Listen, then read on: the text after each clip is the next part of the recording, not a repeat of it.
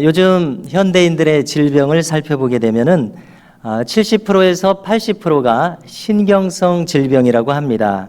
그리고 현대인의 병자 중에 75%가 정신적 요인에 의한 것이라고 합니다.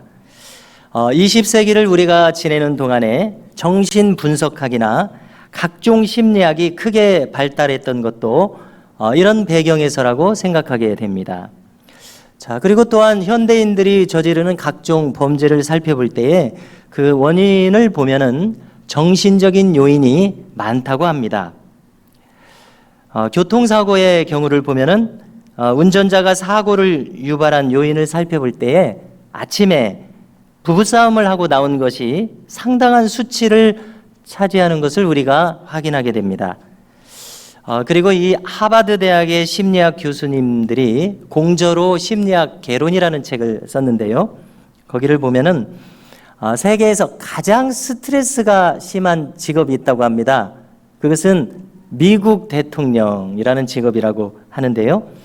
이제 빌 클린턴이나 오바마 대통령의 재임 전후의 사진을 비교해 보면은 많게는 8년 정도 재임 후에 나이가 더 들어 보인다고 합니다. 자, 그리고 어떤 실험을 보니까 감기 바이러스를 면봉에 묻혀서 어떤 한 그룹과 또 다른 한 그룹의 코에 주입을 했습니다.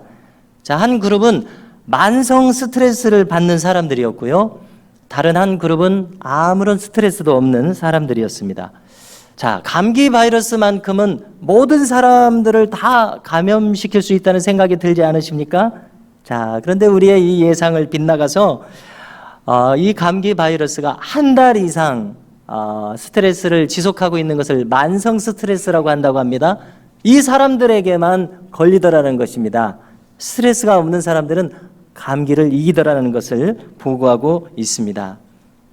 성도 여러분, 오늘 우리가 읽은 성경의 앞부분을 보면은 주로 펼쳐지는 내용이 바리새인들이 예수님을 대적하는 장면이 많이 나오고 있습니다. 그중에서 12장의 22절을 보니까 사람들이 눈이 멀고 또 말을 못하는 사람을 데려왔습니다. 그리고 그렇게 된 원인이 귀신에 들렸기 때문이라고 말합니다. 예수님께서는 지금까지 해오신 것처럼 그 사람을 쉬 고쳐주셨습니다. 귀신을 쫓아내심으로써요. 자, 그렇다면은 보통 사람들은 어떻습니까? 그 장면을 보면 놀라야 되지 않습니까? 더 나아가서 하나님께 영광을 돌리게 되는 것이 보통 사람들의 성정입니다. 자, 그런데 지금은 바리새인들이 문제가 됩니다. 바리새인들은 그것을 고지고대로 받아들이지 않습니다. 그들은 예수님에게 나가서 따집니다. 바알세부를 힘입어서 지금 쫓아냈다고 예수님을 몰아붙입니다. 바알세부는 무엇입니까? 귀신의 왕을 가리키는 명칭입니다. 무슨 뜻입니까? 사탄의 힘을 빌어서 귀신을 쫓아냈다고 지금 말하는 것입니다. 그러니까 예수님이 귀신에 들려서 귀신과 같은 편이 돼서 쫓아냈다고 이렇게 지금 말하는 것입니다. 자, 우리는 여기서 무엇을 알 수 있습니까? 이 바리새인들의 마음이 정상적이지 않고 순수하지 않다는 것을 알 수가 있습니다. 보통 사람들 같으면은 너무나 놀라면서 하나님께 영광을 돌렸을 것입니다. 이렇게 비뚤어진 마음, 비판과 시기로 반응하는 이 마음은 분명 정상이 아닙니다. 자, 그런가 하면은 이 바리새인들도 다 똑같은 부류가 아닌 것을 우리가 성경을 통해서 보게 됩니다. 이 바리새인들은 편하게 직설적으로 예수님을 공격했지만 또 마태복음 12장 38절 이하에 나온 바리새인들은 조금 다릅니다. 이 바리새인들보다는 저 바리새인들보다는 조금 더 지능적이라고 할 수 있을 것 같습니다. 그들은 예수님에게 접근하기를 선생님이여 이렇게 부드럽게 접근을 합니다. 그 다음에 말합니다. 우리에게 표적 보여주시기를 원하나이다 이렇게 말합니다. 자, 표적이라고 하는 것은 무엇입니까? 영어로는 sign이라고 하는데요. 좀 바꿔서 말한다면 징표라는 뜻이 되지 않겠습니까? 무슨 뜻입니까? 예수님, 사람들이 당신을 보고 메시아라고 하는데 그러면 당신이 메시아인 징표를 좀 똑똑하게 보여줘 보세요. 이런 의미로 그들은 접근한 것입니다. 자, 성도 여러분, 지금까지 갈릴리에서 그리고 가버나움에서 예수님께서 하신 사역을 보면은, 예수님께서 가르치신 말씀을 보면은 그분이 메시아이신 것이 여실히 드러났습니다. 많은 사람들이 그분을 메시아로 고백하고 있습니다. 자, 이들은 무슨 마음에서 이렇게 말하고 있습니까? 예수님을 인정하고 싶지 않은 것입니다. 예수님을 메시아로 보고 싶지 않은 것입니다. 그래서 예수님께서 대답하십니다. 악하고 음란한 세대가 표적을 구하느니라. 이렇게 꾸짖으시면서 덧붙이시기를, 선지자 요나의 표적밖에는 보여줄 것이 없다고 이들에게 말씀하신 것입니다. 자, 이것은 무슨 뜻입니까? 자, 우리가 요나 선지자를 기억하시죠? 그는 선지자의 사명을 저버리고 배를 타고 그는 도주하고자 했습니다. 자, 그런데 배밑창에서 자고 있는 그를 발각해서 풍랑이 일어난 상황을 보니까 자기가 하나님의 명을 거역했다고 이실직고를 하고 바다에 자기를 던지면 풍랑이 잠잠해질 것이라고 했습니다. 바다에 던졌더니 물고기가 삼켜버립니다. 사흘 밤낮을 물고기 뱃속에 있다가 물고기가 육지에 토해냅니다. 자, 요나의 표적이라고 하는 것은 무엇입니까? 예수님께서 십자가에 달리셔서 돌아가셔서 사흘 동안 무덤에 계셨다가 다시 부활해서 살아나신 것, 요나처럼 예수님께서 부활로 살아나신 것, 이것이 바로 메시아의 모습이라는 것입니다. 요나의 표적이라고 하는 것은 주님의 메시아 되심을 이렇게 요나의 그 사역을 비유로서 예수님께서 증명하시고자 말씀하신 것입니다. 이렇게 바리새인과 예수님은 사사건건 부딪히게 되었습니다. 오늘 우리가 읽은 말씀이 바리새인과 예수님이 이렇게 사사건건 부딪힌 모든 내용의 결론에 해당하는 본문입니다. 한마디로 예수님께서는 바리새적 신앙의 위험성을 경고하고 계십니다. 동시에 보통 사람들이 어떻게 자기들의 마음을 지켜야 하겠는지에 대한 큰 교훈을 주시는 말씀입니다. 오늘 우리가 읽은 말씀을 간단하게 한번 요약해 보겠습니다. 어떤 집이 있었습니다. 그런데 누가 살지 않습니다. 그 집이 비고 청소되고 수리되었습니다. 자, 그런데 여기보다 악한 귀신 7을 데리고, 전에 있던 귀신이 더 악한 귀신 7을 데리고 와서 그 집에 다시 들어갑니다. 그러니까 그 집의 형편이 더 심하게 악화되었다고 예수님께서 말씀하십니다. 자, 이것은 아까 귀신 들려서 말하지 못하고 보지 못하는 사람을 고쳐주신 그런 사건을 연결해서 예수님께서 말씀하신 것입니다. 그 집이 비어있게 된 것이 이제 문제가 된다는 것입니다. 그래서 예수님께서는 이 말씀을 하시고 덧붙이시기를, 이 악한 세대가 또한 이렇게 되리라 경고의 말씀을 하셨습니다.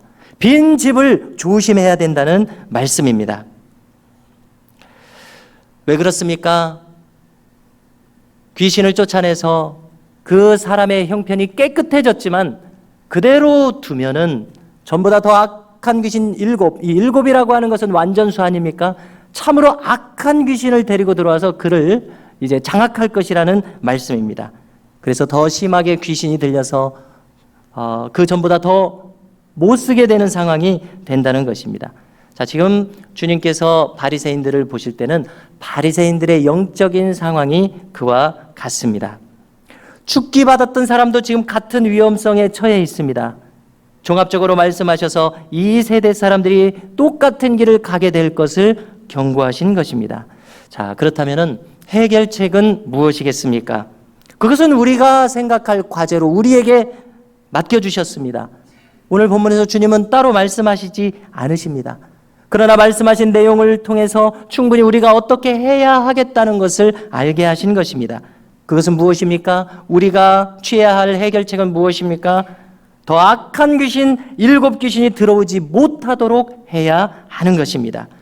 그 유일한 길은 무엇이겠습니까? 우리가 먼저 자리 잡고 사는 방법밖에 없습니다. 그 악한 귀신들이 그 집이 비고 수리되었다고 판단하지 못하게 해야 합니다. 달리 말해서 그 집을 가득 채워야 한다는 말씀입니다. 그러면 성도 여러분, 무엇으로 그 집을 가득 채워야 하겠습니까? 기도와 말씀과 선을 행함으로 가득 채워야 할 줄로 믿습니다. 그래서 마귀에게 틈을 주지 말아야 합니다. 자, 기도로 채운다고 하는 것은 무엇이겠습니까? 그것은 바로 주님의 겟세마네 기도와 같은 기도입니다. 주님은 어떻게 기도하셨습니까? 내 뜻대로 마옵시고 아버지의 뜻대로 하옵소서 기도하셨습니다. 하나님의 뜻으로 채우는 것이 하나님께서 기뻐하시는 기도입니다. 그렇다면 말씀으로 채우는 것은 무엇입니까? 나의 생각이나 사상이 아니라 하나님의 말씀으로 내 마음을 채색하는 것입니다. 우리가 무엇을 하든지, 우리가 어떤 상황을 당하든지 하나님의 말씀으로 우리가 처한 상황을 해석할 수 있는 사람이 되어야 하겠습니다. 다음으로는 선을 행함으로 우리의 마음을 채워야 한다는 것입니다. 행동으로 옮기는 것을 말합니다. 내적인 충만과 외적인 실천을 병행하는 것입니다. 이러면 마귀가 감히 그 집이 비었다고 판단하지 못할 것입니다. 마귀가 틈을 비집고 들어오지 못할 것입니다. 자, 우리가 기도로 또 말씀으로 선을 행함으로 우리의 마음을 채워야 하겠는데 이것을 조금 더 자세히 살펴보고자 합니다. 자, 첫 번째로 한번 따라서 해주시겠습니까? 빈 마음을 기도로 채웁시다. 빈 마음을 기도로 채웁시다.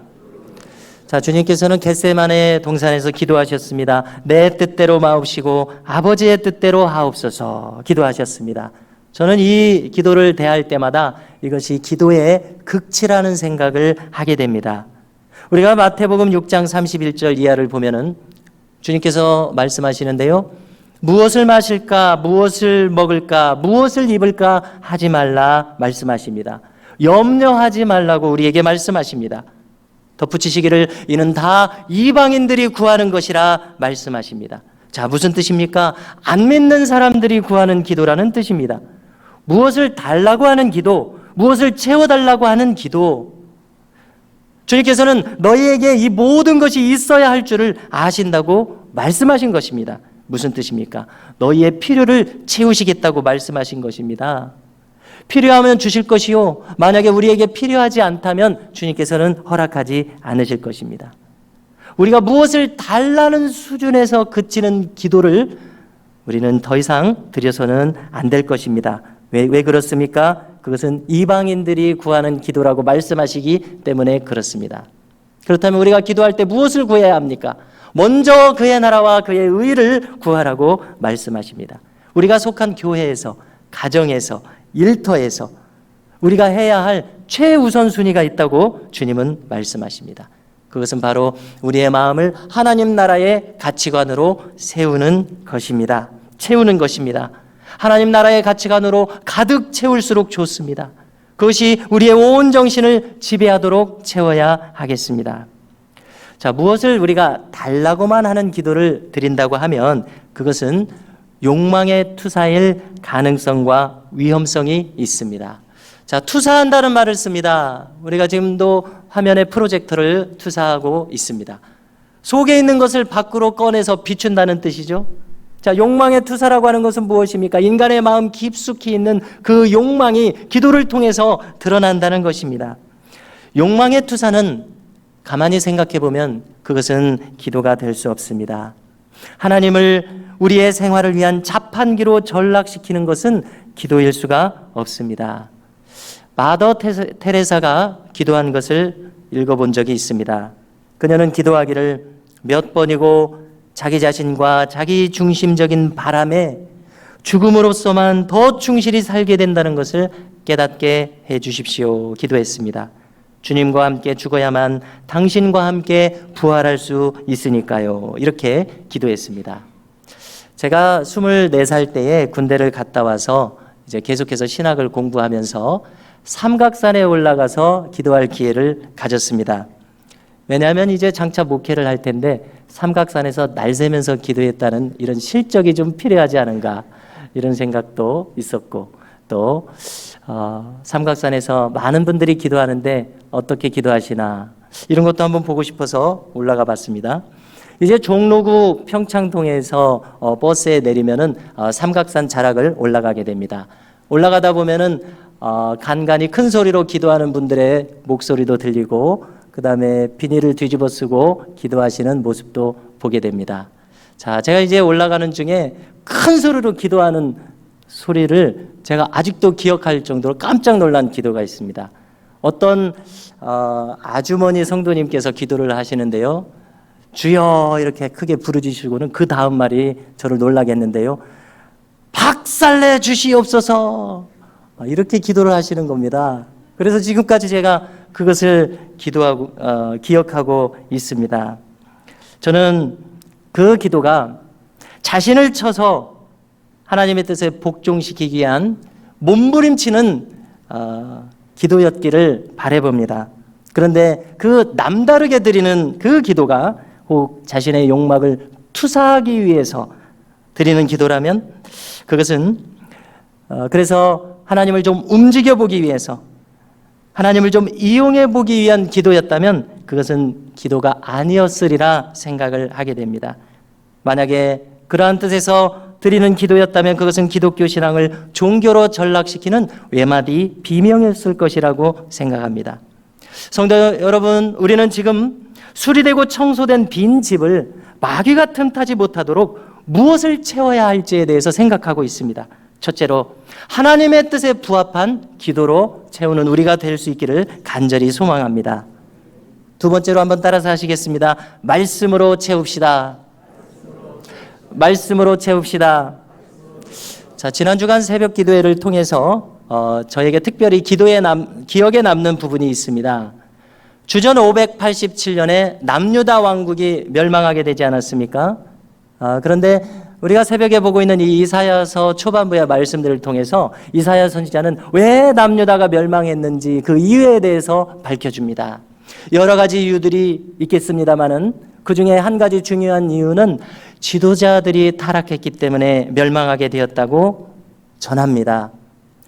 자, 기가 막힌 것은 이 지도자들의 타락이 얼마나 심각했는가 하면은 그들은 대중을 향해서 검은 것을 희다고 말했습니다. 흰 것을 검다고 호도하는 것이 그들이 행한 일이었습니다.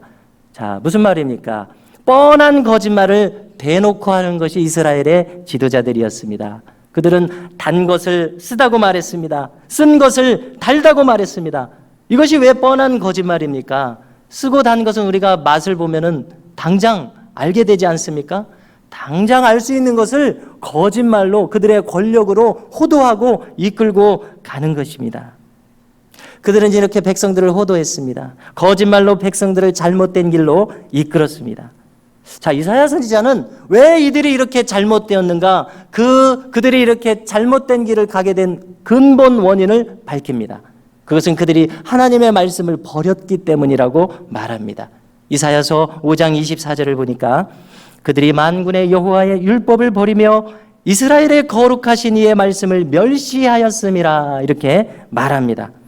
자, 하나님의 말씀을 버린 결과 이 남유다 왕국의 고관 대작들이 어떤 마음으로 살아갔을지 한번 상상을 해봅니다. 그들은 두려워하는 존재가 주변에 없었을 것입니다. 자신들의 아랫사람들, 그리고 자신들을 통제하고 억제하고 자기들을 견제할 수 있는 윗사람들, 자기 주변에 자기들을 막을 사람들이 없게 되었을 것입니다. 그 결과는 무엇입니까? 그들이 방종과 방자함으로 치닫는 것이었습니다. 그들은 백성들을 착취했습니다. 그들은 탐욕대로 행했습니다. 빛을 흑암이라고 어기고 흑암을 빛이라고 우겼습니다. 의인을 악인으로 둔갑시키고 악인을 의인으로 둔갑시켰습니다. 자, 성도 여러분, 가만히 한번 생각해 보십시오. 과연 이것이 가벼운 죄일지 가만히 한번 생각해 보십시오. 이것이 결코 용납될 수 없는 죄이기 때문에 하나님께서는 유다 왕국을 기어이 멸망시킨 것을 우리가 생각해 볼 수 있습니다. 그들이 이렇게 피할 수 없는 멸망을 불러일으킨 근본 원인이 무엇이라고 했습니까? 그것은 그들이 하나님의 말씀을 버렸기 때문이라고 이사야 선지자는 말했습니다. 성도 여러분, 성령 충만이라고 하는 것이 무엇이겠습니까? 그것은 우리가 여러 가지로 아마 설명할 수 있을 것입니다. 그러나 그 중에 중요한 한 가지는 성령 충만이라고 하는 것은 하나님의 말씀으로 충만해 있는 사람을 성령 충만한 사람이라고 우리가 말할 수 있을 것입니다. 자, 성공의 신부로서 강원도 예수원이라고 하는 수도 공동체에서 사역한 배천덕 신부님이 있습니다. 이 신부님의 할아버지께서 R.A. 토레이라고 하는 목사님이신데요. 이분은 100여 년 전 그 시카고의 드와이트 L 무디 목사님의 오른팔 정도의 큰 역할을 하시던 목사님이셨습니다. 이분이 기도한 것이 글로써 전해지고 있습니다. 이분은 기도하기를, 하나님, 제가 성령으로 충만하지 못할 때에 함부로 말하지 못하게 해 주십시오. 성령으로 충만하지 않으면 실수하기 쉽고 사람들에게 상처를 주기 쉽기 때문입니다. 그리고 제가 성령으로 충만하지 않을 때 제 인생의 중요한 결정을 하지 않도록 도와주십시오. 성령이 함께 하시지 않는 저의 결정은 늘 잘못된 것이기 때문입니다. 이렇게 기도했습니다. 성도 여러분, 우리는 지금 한번 깨끗해진 사람이 어두움을 가져오는 이 마귀에게 다시 장악되지 않기 위해서 어떻게 우리가 해야 하는지를 살펴보고 있습니다. 첫째, 우리가 하나님의 뜻에 부합한 기도로 우리의 마음을 채워야 되겠다고 말씀을 나눴습니다. 둘째, 우리의 마음이 하나님의 말씀으로 채색되어야 함을 살펴봤습니다. 자, 이제 세 번째로 함께 살펴볼 것은 따라서 해주시기 바랍니다. 마음에 쌓은 선에서 선한 것이 나옵니다. 자, 마태복음 12장 35절의 말씀입니다. 자, 마태복음 12장 전체는 바리새인들과 예수님께서 정면으로 충돌하는 상황이 계속해서 이어져 나옵니다. 제가 한번 주님의 시선으로 바리새인들을 한번 바라보려고 해봤습니다. 주님의 시선은 그들을 향해서 참 가련하게 생각하시는 시선일 것 같습니다. 주님은 격정적인 마음을 가지고 그들에게 말씀하십니다. 독사의 자식들아, 너희가 악하니 어떻게 선한 말을 할 수가 있느냐? 이는 마음에 가득한 것을 입으로 말함이라. 이렇게 말씀하십니다. 그 마음에서 쌓은 악에서 악한 것이 나오고 그 마음에 쌓은 선에서 선한 것이 나오느니라고 주님께서 말씀하시는 대목입니다. 자, 라이언 일병 구하기라는 영화를 꽤 오래전에 보신 적이 있으실 것입니다. 이 영화는 초반에 20분이나 넘게 사실적으로 전쟁을 묘사해서 참 전쟁에 대한 경각심과 두려움을 일으키는 영화였습니다. 그런데 이 영화의 마지막 장면은 우리에게 꽤 깊은 여운을 주고 있습니다. 자, 이 맷 데이먼이라고 하는 헐리우드 배우가 분한 이 라이언 일병을 구하기 위해서 특공대가 파견이 되었습니다. 자, 그런데 그 특공대가 작전 중에 한 명씩 죽어가고 이제 마지막으로 그를 이끌었던 탐 행크스가 분했던 이 밀러 대위도 이 라이언을 보호하다가 가슴에 총탄을 맞고 죽어갑니다. 자, 그런데 그가 죽어가면서 그를 바라보고 있는 라이언 일병에게 한마디를 남깁니다. 헛되게 살지 말고 제발 우리의 목까지 살아달라. 이렇게 말합니다. 자, 그리고 이제 장면이 바뀝니다. 자, 이 라이언 일병은 이제 백발이 성성한 노인이 되었습니다.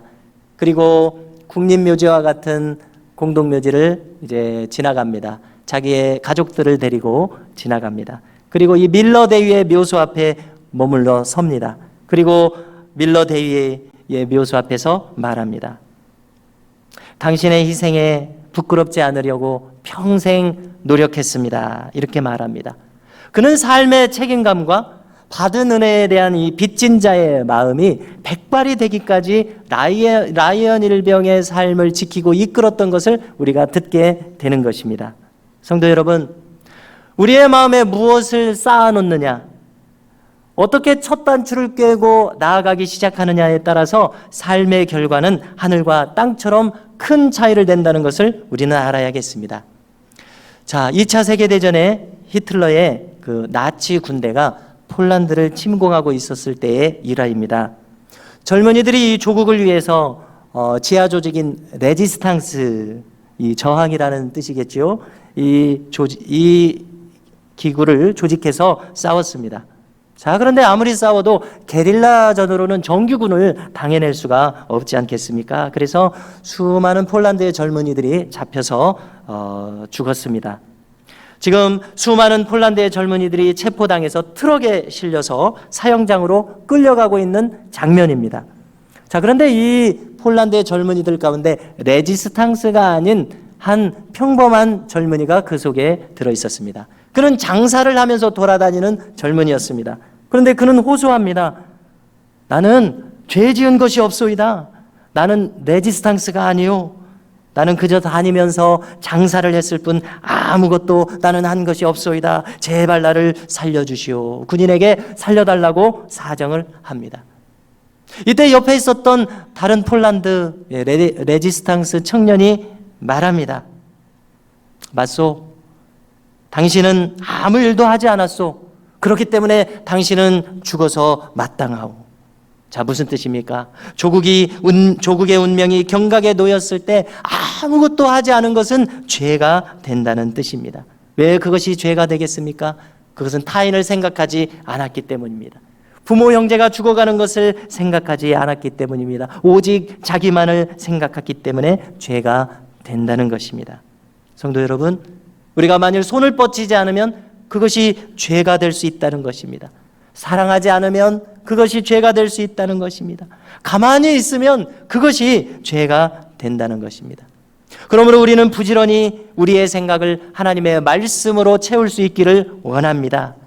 그의 나라와 그의 의를 추구하기 위해서 우리의 온 생각을 창념할 수 있기를 바랍니다.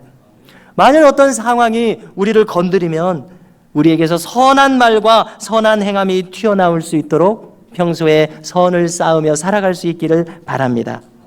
우리가 기억해야 할 것이 있습니다. 텅 빈 마음은 사탄의 먹잇감이 된다는 것입니다.